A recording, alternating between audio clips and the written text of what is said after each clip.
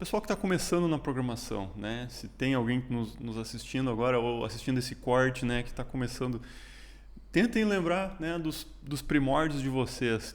Que recado vocês dão, né, para o cara que está começando agora? Ele quer saber, pô, como é que eu entro nesse universo, né? Como é que eu dou meus primeiros passos? O que foi bom para vocês, útil para vocês, né? De nessa trajetória que vocês podem dar como sugestão, né? Como palpite ou como exemplo, né? Para quem está começando, né? Como se fosse a versão de vocês há, sei lá, 20, 30, 40 anos atrás. Estude lógica, esse é o essencial. Antes de você pensar em uma linguagem de programação, uma tecnologia, foque em lógica. Né? Bastante coisas da faculdade que eu aproveitei foi lógica, entendeu? Lá, quando eu fiz foi estudado Java, né, na época, e C. Então, assim, são coisas que eu sei, mas o que eu aproveitei que eu abstraí foi lógica. Então, trabalhar com fila, trabalhar com pilha, você conseguir... Por exemplo, pega lá em JavaScript, que é um negócio simples, fácil, ou PHP mesmo, faça um joguinho na Mega Sena. Né? Faça ele sortear 6 números sem repetir. Cara, é lógica. Se você souber lógica, você sabe tudo. Então, estude lógica, que é essencial. Depois que você tiver com ela dominada, você consegue para qualquer tecnologia. Aí tu só aperfeiçoa, né? Estuda PHP, Java, Node, Delphi e vai indo, né? Além dessa base, se você for escolher uma linguagem, tem que começar com livro. Livro é uma coisa que está no passado, né? O pessoal não gosta muito de livro, não, né? Mas eu aprendi PHP com livro. Comprei muitos livros de PHP. Eu tenho ainda em casa pelo menos uns 15 livros que tratam sobre coisas do PHP. Então, a leitura do livro, os exemplos que que o escritor te oferece, faz uma diferença brutal. E isso ajuda você a formar a estrutura necessária para fazer programação. Agora, precisa ficar uma coisa bem clara. Você está começando com programação? Tá começando agora? Não adianta só saber programação. Você tem que ir um pouco mais para frente disso. Você tem que saber DevOps. Ou seja, você tem que saber trabalhar com servidor, você tem que saber utilizar Linux. Pelo menos um pouco de tudo, você não tem que ser especialista. Não precisa ser especialista, mas você precisa... Aí o pessoal pula, vem aqueles chatos de novo dizendo que eu tenho que aprender Linux. Gente, tem que, né? Pode ver. Quase todo programador sênior fala a mesma coisa. Não é só porque nós usamos Linux. Se você fazer uma aplicação, faz a aplicação em adiante, entendeu? Você não vai rodar em Windows. Não Quando tem for para botar em produção, vai colocar no seu cliente Linux. lá no Windows. Não vai ser o Windows, entendeu? Tem que ser Linux. E não dá para ficar, pelo menos assim, eu não curto muito a ideia de programar numa plataforma e depois em produção numa outra plataforma ou no outro sistema operacional. Muda a versão de Eu dependência. acredito que esse alinhamento Nossa. é importante. Né? Sim. Tem muita gente que vai dizer que não agora. Ok, mas a minha opinião é essa. Ou se você quiser trabalhar com Docker, beleza, aí você tem teu Windows bonitinho lá, coloca o Docker, que é uma outra tecnologia. Para quem não sabe, pesquisa, que é bem legal. Ele faz um container dentro do sistema operacional. Verdade. Então, trabalha com Docker, vai lá, coloca, você nem vai ver o Linux rodando lá dentro, mas ele vai estar lá. Vai estar lá. Depois, quando você colocar no teu servidor de produção, é a mesma versão do Docker, você não vai ter problemas. Perfeito. Isso é importante. Não adianta pensar que eu vou programar e só e não preciso me preocupar. Se você trabalhar numa grande empresa, que tem uma grande estrutura, que tem o pessoal de desenvolvimento, tem o pessoal Da de banco infra. de dados, tem o pessoal de cada linguagem, é outra história.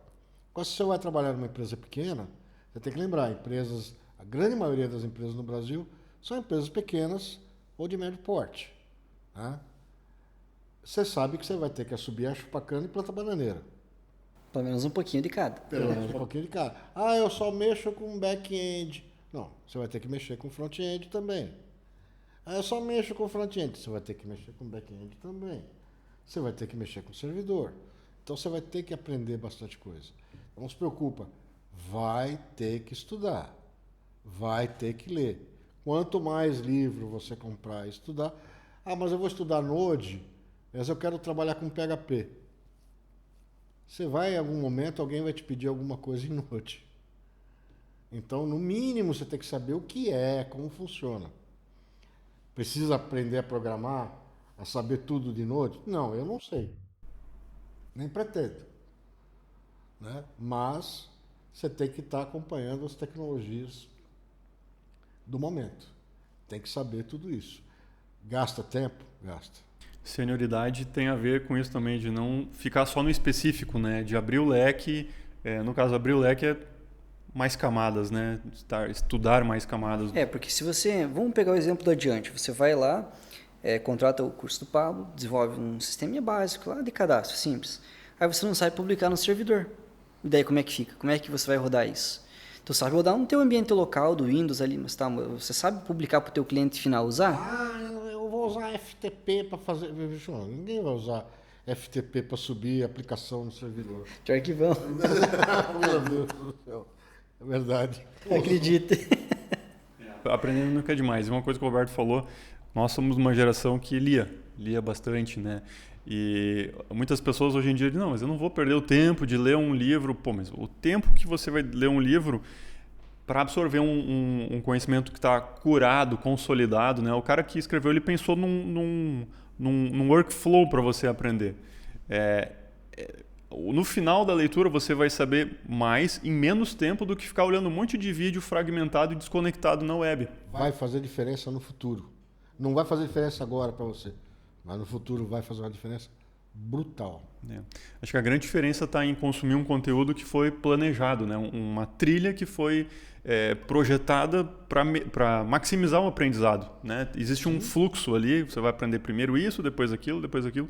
E esse pensar antes, né, de transmitir o conhecimento é importante, né, para quem está do outro lado. Para formar o raciocínio, para você poder entender aquilo que está sendo falado, né? Isso é extremamente importante para quem está começando a aprender. Né? Não adianta ter pressa. Vovó já dizia, quem tem muita pressa, queima a língua ou vai comer frio. Tá? Então, sem pressa. Vamos estudar, vamos devagar, que a coisa vai longe. É muita coisa realmente para absorver. Né? Que nem muita gente chega para mim e fala, eu vou usar o NFPHP e vou emitir nota fiscal amanhã. Não vai mesmo, cara. Não vai mesmo. Ou eu vou aprender uma linguagem de programação hoje e vou lançar um SaaS no mercado daqui a 6 meses. Não vai. Não vai. Não vai. Não vai. Não, existe um tempo para você... Essa pressa, né? Essa ansiedade, né? Pô, a gente está falando aqui, eu tenho 30 anos de carreira mais ou menos. Esse ano está fechando 30 anos de programação. Quantos anos tu tem, Roberto? Eu comecei a programar em 81. Bastante. Dá quase meio século. Dá mais de... dá 40 e... quase 43 anos por aí. Quase meio século. Então, a carreira do desenvolvedor de software, ela não é curta, como muitas pessoas acham, né? É longeva. Né? Eu conheço programadores com 60, 70, 80 anos. Sim, eu converso. Até hoje. Galera atuante, com a cabeça super ativa. Então, assim, se a gente vai ter uma carreira de 40, 50, 60 anos, né? Por que nos primeiros um ano a gente precisa botar uma carga de ansiedade tão grande, né? Então é necessário. Né? A carreira de programador ela não é tão efêmera como a gente acha. Vai durar 5 anos. Não, você não é jogador de futebol. Que você vai chegar com 37 anos e de repente a sua performance vai cair ladeira abaixo porque suas pernas estão pesadas. Não acontece isso com o desenvolvedor. Cada vez mais inteligente, mais focado. Você erra menos porque você sabe onde você já errou. A experiência conta tudo. É óbvio que aos 40, aos 50 anos a gente não tem mais a mesma energia de 20 e 30. É diferente. Em alguns momentos da vida a gente podia trabalhar 16 horas por dia durante 3 ou 4 dias por dia. Né? Numa certa idade, não mais. Porém, a tomada de decisão muda e a gente consegue ganhar tempo com os atalhos. Né? Por exemplo, eu estava estudando computação. E eu e um colega, a gente fez o disassembler do sistema operacional do Apple II. Então a gente mapeou todas aquelas posições de memória e revertemos todo aquele código binário em um código legível, para a gente entender como aquilo funcionava. Isso tomou 4 semanas, mais ou menos. E era uma quantidade, um código pequenininho, né? Mas tomou uns 4 semanas, porque você tem que fazer tudo manualmente. Mas serviu para mim entender como aquilo funcionava. Né? Ah, mas pô, você perdeu tempo com aquilo? Não, a gente brincou bastante, fazendo as telas desmancharem e coisas desse tipo. Quando é divertido, não é perda de tempo. E outra, eu era jovem, tinha 20 e poucos anos, então você se diverte com aquilo. É. Você fica 8, 9, 10 horas em cima. Quando a gente de uma faz o que coisa. gosta, não é trabalho. Tem dois, Exato. aproveitando para recomendar a leitura de 2 livros que eu acho fantásticos. O primeiro é O Ócio Criativo, do Domenico De Masi, tem muita coisa a ver com o que a gente está falando. O outro é o Just for Fun, livro escrito pelo próprio Linus, né, que tem tudo a ver. Eu tenho esse livro. Tem tudo a ver com o que a gente está falando. Né? Quando a gente faz o que gosta, a gente não olha o horário do dia. O tempo não passa. O tempo não passa. Daqui um pouco já é 2 da manhã e a gente não percebeu que é 2 da manhã. Tem que dormir, não, mas está tão divertido, né? Exato. Muitas vezes aconteceu isso. Dane-se o dia seguinte, né? Exato. E isso tem a ver com gostar do que está fazendo. Então, não é trabalho, é investimento. Muitas vezes é investimento, tá construindo um conhecimento a longo prazo, né?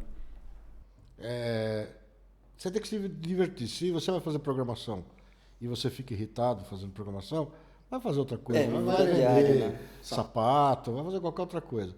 Agora, se você se diverte fazendo programação, fazendo o computador criar alguma coisa para você, vai fundo que aí vai dar bom.